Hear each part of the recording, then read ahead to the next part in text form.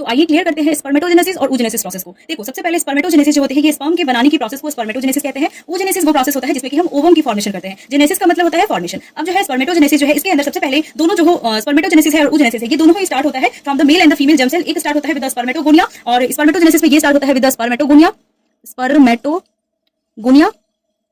और जो oogenesis होता है ये स्टार्ट होता है with the that is oogenesis start होता है विद द oogonia और ये होता है डिप्लॉइड और ये भी होता है डिप्लॉइड। अब देखो क्या होता है इसके केस में स्पर्मेटोजेनेसिस जो होता है स्पर्मेटोगोनिया जो होता है डिप्लॉइड कंडीशन और यहाँ पे जो इसको मेल जर्म सेल कहते हैं। यहाँ पे क्या होगा यहाँ पे हमें देखने को मिलता है सबसे पहली प्रोसेस जो है इस दोनों के अंदर ही देखने को मिलेगा हमें माइटोसिस। तो सबसे पहला प्रोसेस जो होता है इन दोनों के अंदर वो हमें क्या देखने को मिलता है दैट इज माइटोसिस। तो इन दोनों के बीच सबसे पहली प्रोसेस होगी माइटोसिस स्पर्मेटोगोनिया और oogonia और यहाँ पे माइटोसिस को हम कहते हैं इक्वेशनल डिवीजन। इक्वेशनल डिवीजन जो है इसे बन जाता है प्राइमरी स्पर्मेटोसाइट। तो यहाँ पे सबसे पहला जो स्ट्रक्चर बनता है इक्वेशनल डिवीजन है तो यहाँ पे प्राइमरी स्पर्मेटोसाइट बनता है और ये जो प्राइमरी स्पर्मेटोसाइट है यहाँ पे क्या बनता है दैट इज यहाँ पे प्राइमरी oocyte बनता है। ठीक है ये प्राइमरी स्पर्मेटोसाइट बनेगा माइटोसिस से और ये प्राइमरी oocyte बनता है। ठीक है और यहाँ पे क्या होता है कि जैसे कि ये इक्वेशनल डिवीजन होता है तो यहाँ पे प्लॉइडी लेवल जो होता है वो डिक्रीज नहीं होगा, ये कांस्टेंट रहेगा, डिप्लॉइड का डिप्लॉइड कंडीशन ही रहेगा। नेक्स्ट हम बात करते हैं यहाँ पे इसके बाद जो है प्राइमरी स्पर्मेटोसाइट जो होता है इसके अंदर हमें देखने को मिलता है दूसरा process that is meiosis. Mitosis हो गया, अब हमें देखने को मिलेगा मियोसिस और मियोसिस में सबसे पहले हमें देखने को मिलेगा मियोसिस 1 और मियोसिस 1 जो होता है इसको हम कहते हैं रिडक्शनल डिवीजन। मियोसिस जो होता है ये रिडक्शनल डिवीजन होता है जिसमें मियोसिस 1 जो होता है सबसे पहला प्रोसेस है प्राइमरी स्पर्मेटोसाइट और प्राइमरी oocyte के बीच में मियोसिस 1 देखने को मिलेगा। जो प्राइमरी स्पर्मेटोसाइट होता है इससे क्या बनता है सेकेंडरी स्पर्मेटोसाइट। मियोसिस 1 से क्या बनेगा that is secondary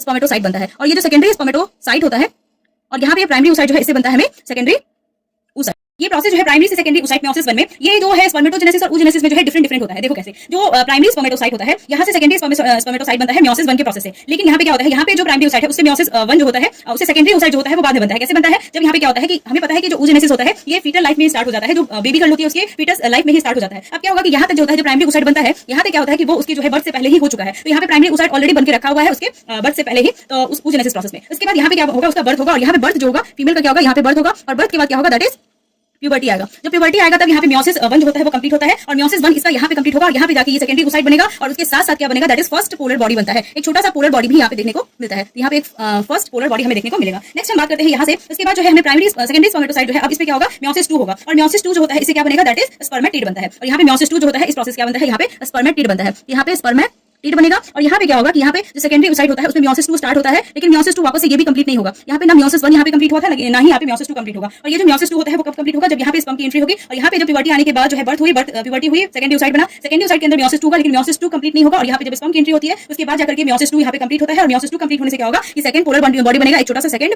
polar body बनेगा और दूसरा क्या होता है यहाँ पे दूसरा बनेगा यहाँ पे हमारे पास दैट इज ओवम बन जाएगा। ठीक है तो यहाँ पे ओवम बन जाएगा हैप्लॉइड कंडीशन और ये भी क्या होगा हैप्लॉइड क्योंकि यहाँ पे रिडक्शन हो रहा है। जो स्पर्मेटिड होता है अब ये जो स्पर्मेटिड होता है ये हैप्लॉइड होता है क्योंकि रिडक्शन हुआ है और यहाँ से फिर क्या होगा ग्रोथ एंड डिफरेंशिएशन होगा। ग्रोथ एंड डिफरेंशिएशन से क्या बन जाएगा स्पर्मेटोजोआ या फिर स्पर्म बन जाएगा। तो ये जो प्रोसेस होता है स्पर्मेटोजेनेसिस का और oogenesis का ये थोड़ा डिफरेंट होता है in the case of male and the female. ठीक है तो ये आपको समझ में आ गया होगा।